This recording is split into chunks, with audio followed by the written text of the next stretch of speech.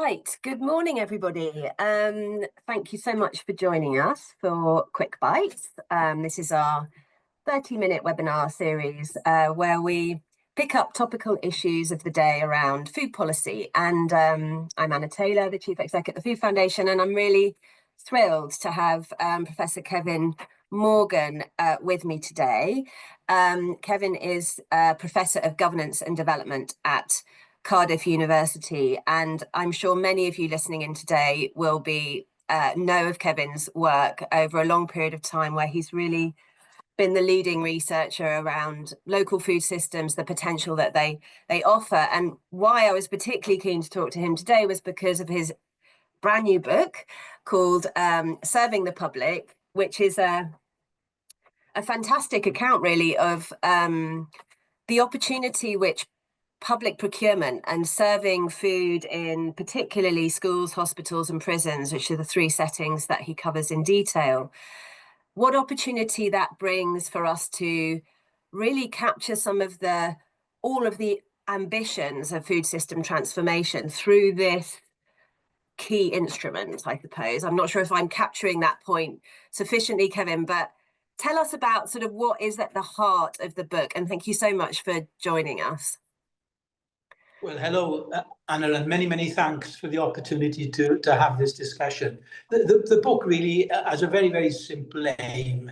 It's to try to do justice to a part of the food system which has been traditionally treated as a Cinderella of the system. You know, looking at schools, hospitals, prisons, for example, these really are in some ways the saddest places of the food system, because we know so little about them, particularly prisons and hospitals. And yet the potential of this sector, the potential of the public plate, as I call it, for a shorthand for talking about public food provisioning, has enormous opportunities to address some of the greatest societal challenges facing us. You know, the public plate can address climate change issues. It can address biodiversity loss. It can address, above all, the epidemic of diet-related diseases. So there's at least a triple dividend to be gained if we can design and procure food in ways which reflect what I call values for money, rather than the kind of neoliberal metric that's been used for 40 years, which has allowed low cost to masquerade as best value. So that's the challenge in a sense. The opportunity is great, but so are the challenges. And maybe we'll get around to talking about some of those now. I love that, the values for money. That's such a neat way of capturing this sort of broader set of kind of benefits that we should be trying to deliver through public procurement. And it's interesting because I think public procurement is one of those areas where everyone says it's a quick win, it's the most obvious place to start, it's where government can demonstrate what it really wants to achieve through food system transformation, because it's the resource it has at its disposal and can shape the systems around that resource directly, and isn't dependent on its sort of broader influence on the commercial food system to the same extent. But yet, it's an area that has really stymied policymakers, I would say, in terms of their real ability to transform and use this tool in the way that they might do so. And in fact, we saw obviously at the last election, a whole number of political parties setting out ambitions for public procurement, particularly around ambitions to shift procurement to be benefiting more local or more British producers, local producers producing to higher environmental standards, etc. Why is it so stymied? Why is it so difficult in your experience and from your research? Well, I think you hit the nail on the head yourself, Anna, by saying that it's been stymied by the way people have thought about public procurement, particularly in schools. And I show in the book, you know, that school food reformers, for example, have been confounded by their own preconceptions.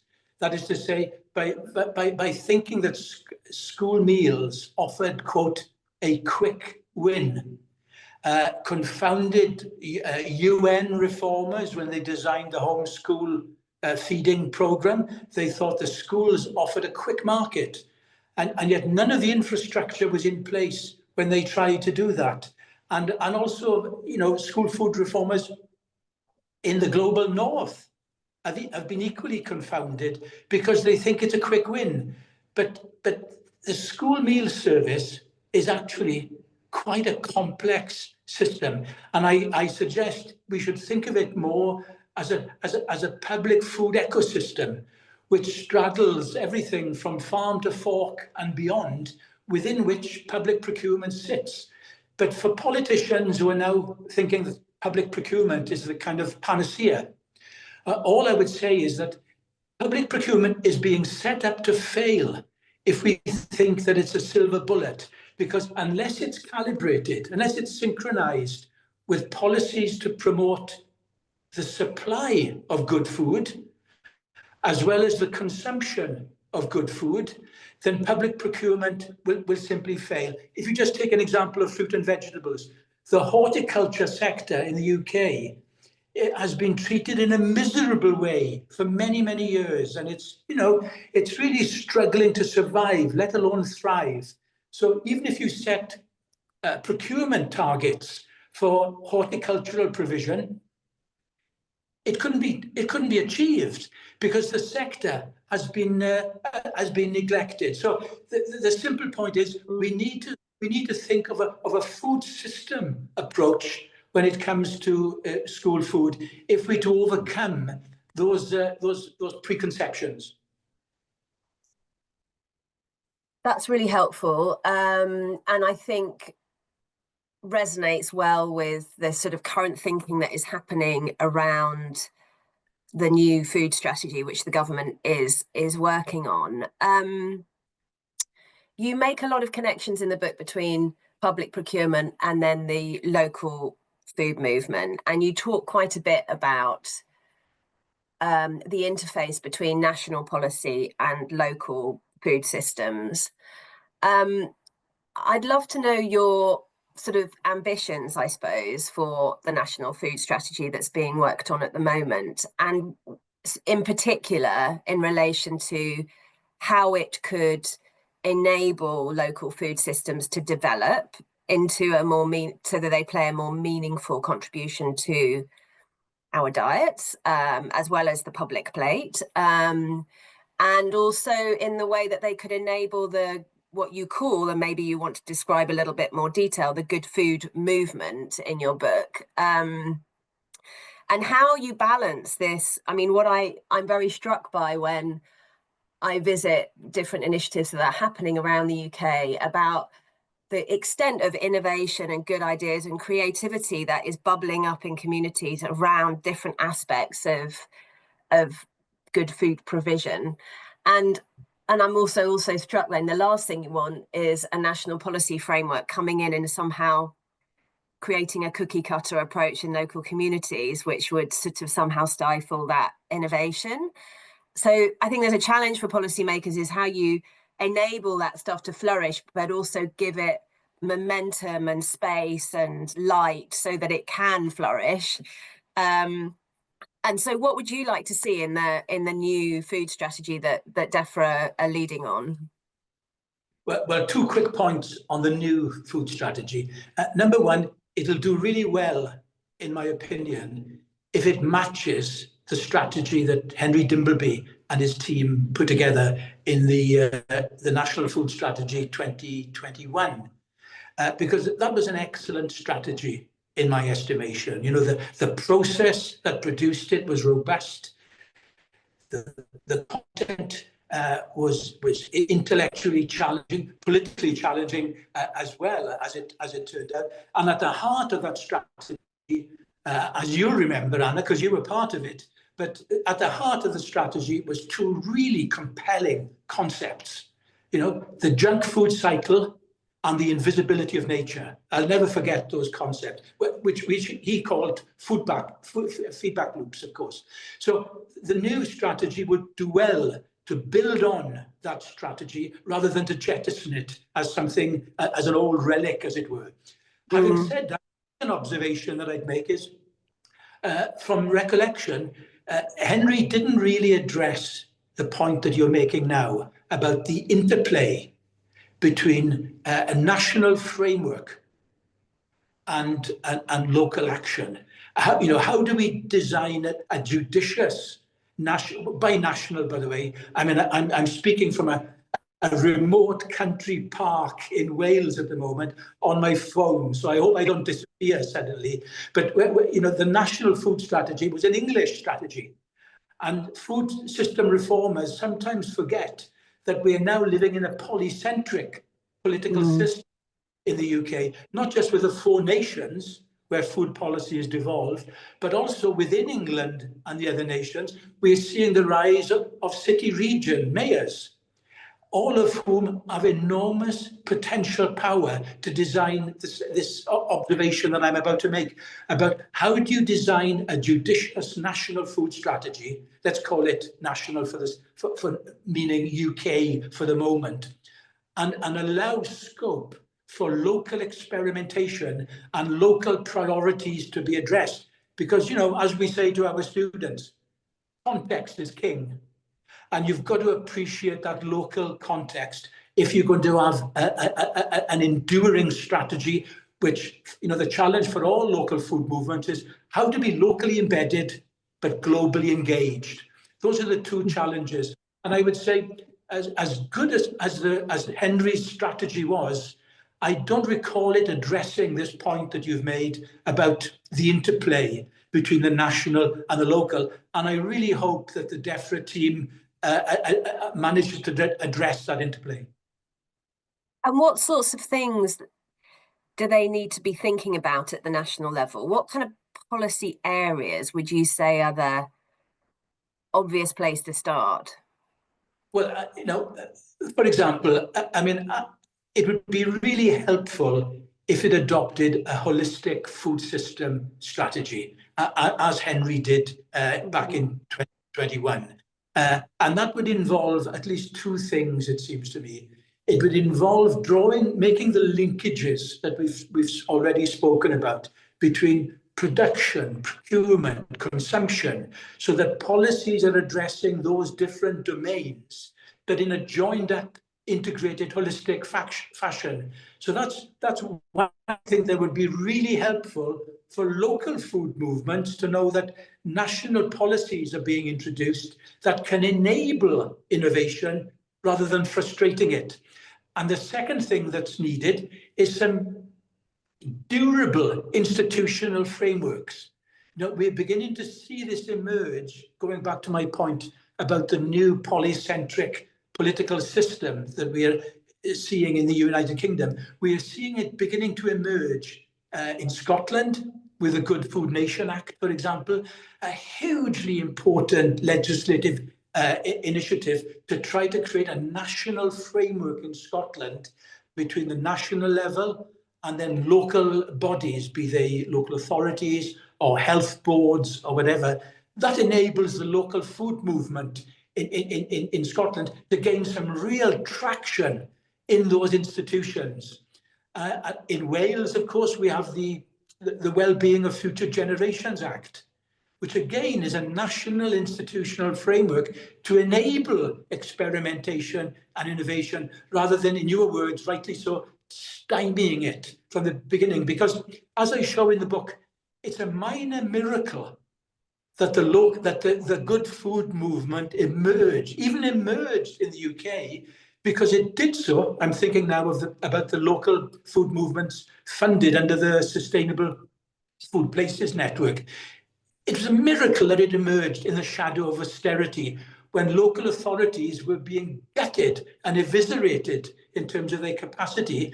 And yet this movement emerged. And longer term, of course, we need to put that on a sustainable footing by helping this local food movements to become partners of municipalities, of health boards, and so on, to ensure that they have some financial sustainability going forward.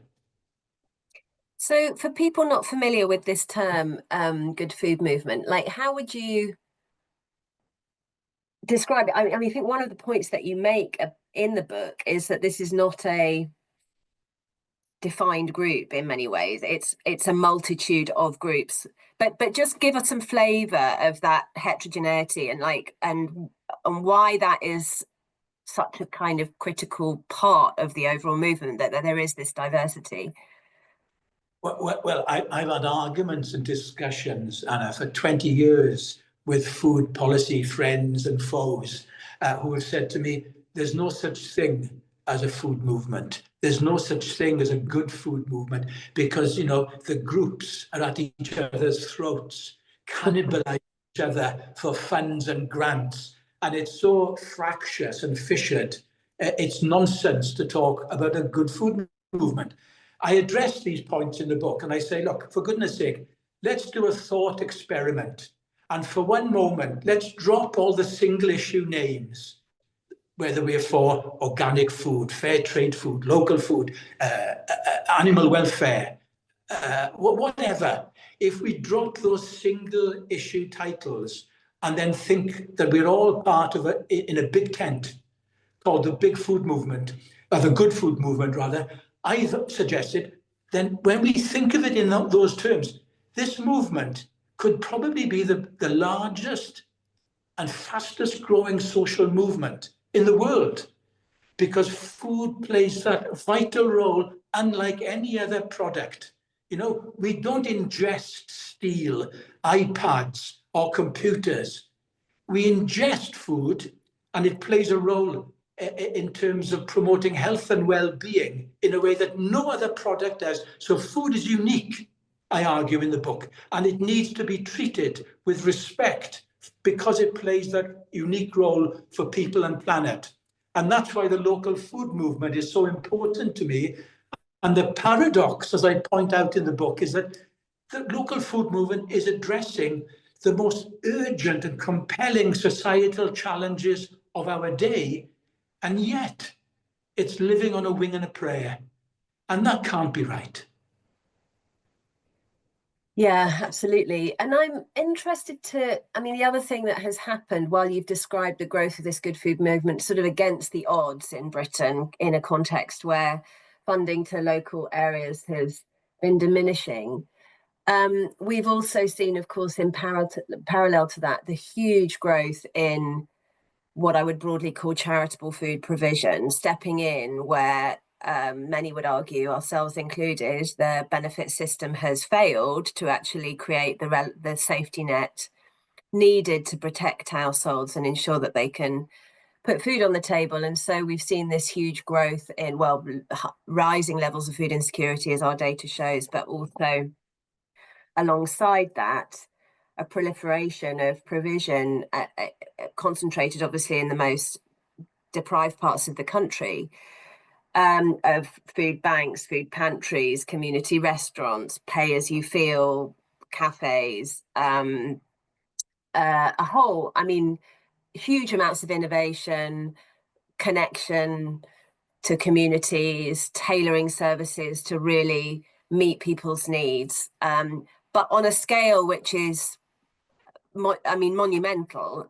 Far more outlets than McDonald's and Tesco's and so forth. And we've now got this huge social infrastructure, often run by large numbers of volunteers who really care about their communities and are concerned about their neighbours and so forth. And I'm interested I think that infrastructure wouldn't traditionally be thought of as the good food movement. I wonder to what extent you see it as part of the good food movement, and if not, to what extent it could become part of that and create opportunities for local food systems to develop further. At the moment, obviously, much of that system is dependent on the commercial sort of offtakes from the mainstream commercial food system through food surplus and so forth. But do we have to think of it solely in those terms? And where do you see opportunities for this to all join up a little bit more effectively at a place-based level? Yeah. That's a great question, Anna.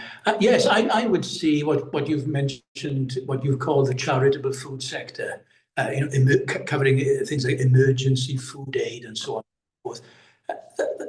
when you think of that in its entirety and its real purpose, we can see that that's the heart of a heartless world.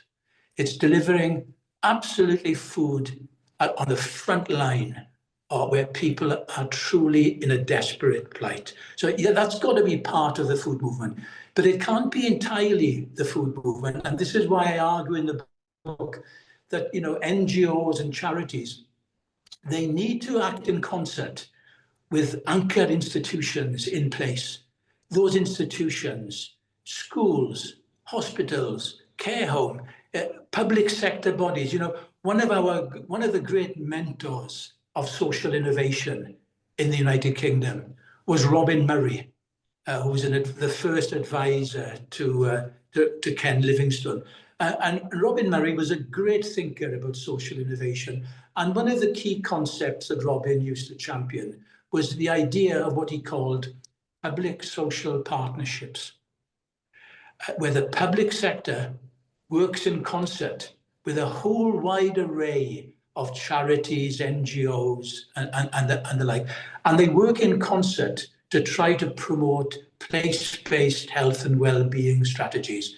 And I think this is where the food movement comes into its own. If you just take one example, recently I was talking to some of the people involved in the auto-enrolment movement in England, thinking about school food, because as we know, and as you know very well at the Food Foundation, being eligible for free school meals doesn't always result in the take-up of food.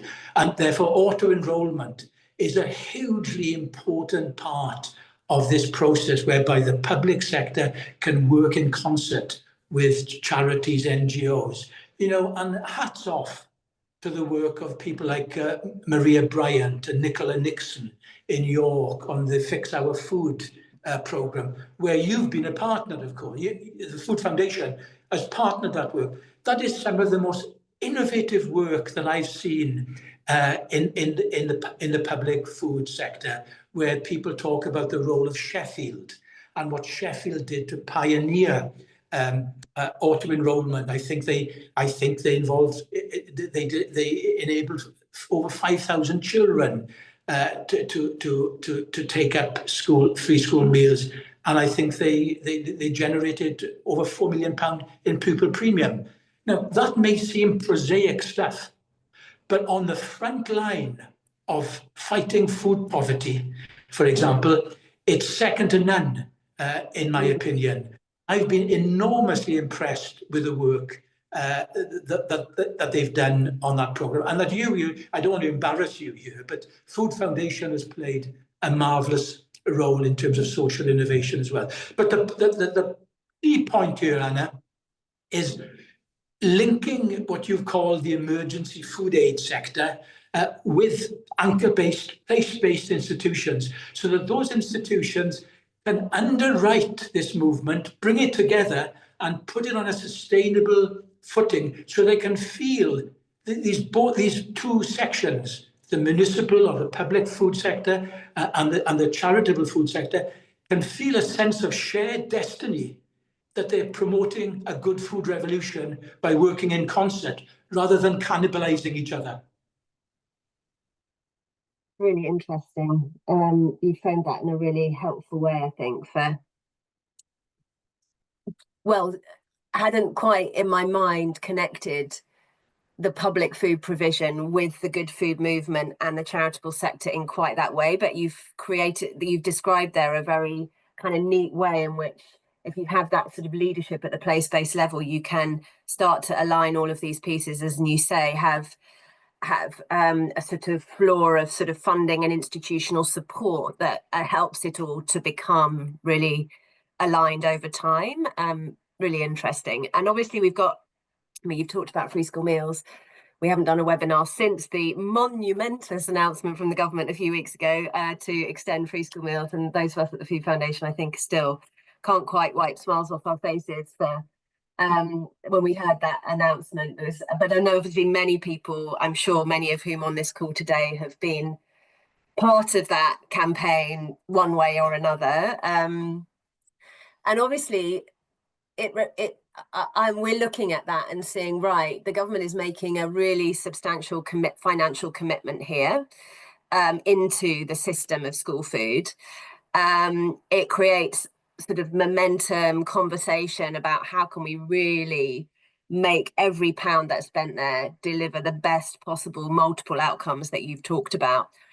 What would be your one bit of advice? We've only got a couple of minutes left in thinking about how we take forward that investment, drawing on that all the incredible experience you've got captured here in the book. Well, I want to come back to the point that you raised about the significance of the national-local interplay, because I wouldn't like us to end our conversation leaving the impression that it was all sweetness and light out there. There are two fundamental challenges, it seems to me. Number one, England is a laggard, not a leader, when it comes to free school meals. And the Starmer government have been hiding behind the fact that they've introduced free breakfast clubs as though this is a substitute for a nutritious, hot midday meal. So we need to integrate those, because the holy grail of the school food reform movement is universal free school meals. I'd love us all in the UK to go the way of Finland, Sweden, and Estonia, for example. So that national framework is very, very important. At the local level, in England, we are seeing a deeply disturbing trend where local authorities are withdrawing from school food catering, allowing the market, as it's called, to be filled, by the Chartwells and the Sodexos of the world. And I'm saying we need to defend the local authority role in England, because that local authority can link up better with a kind of local good food movement that you and I have been discussing. And yet there doesn't seem to be a debate in England about how these local authorities are going the way of Oldham, Manchester, East Cheshire, and so on and so forth. At that rate, the school meals catering service in England will go the way of adult social care and school and Meals on Wheels, that the local authority will diminish to the point of insignificance unless we defend it. So yes, we need more robust national frameworks so that they enable rather than frustrate or stymie local innovation and experimentation. And then we need to put the local food movement on a sustainable financial footing. Okay, yeah, you've made a really strong case there and I mean, totally recognise we've got a long way to go, and universal provision is where we want to end up. And I wouldn't underplay that, but at the same time, I think we're at a moment in time now with this significant scale up of free school meal eligibility where we can take stock of those issues that that direction of travel that we're currently going on, and look at how we can put the brakes on some of that shift that is happening. And as you say, make those connections between this commitment to public food alongside place-based, local, good food movement, aligning it all to deliver some of these multiple goals. Thank you, Kevin. You've really set out, I think, very clearly the challenge that's ahead of us. It's hugely interesting hearing your points of view, and I really hope that you'll be getting into the conversation in DEFRA and with the other departments about how we can make this a reality. Thank you for joining us. We've reached the end of our time. I need to do a little note to everybody that please do sign up to our newsletter and also to our podcast series, because you can hear lots of updates of what's going on around food policy through those different channels. And Kevin, thank you so much for joining me today from the remote castle. It doesn't quite look like a castle in your backdrop, but I'm sure if we pivot round to the window, we'd see it. Thanks very much, Anna. Yeah, thank you very much, and have a good day, everybody.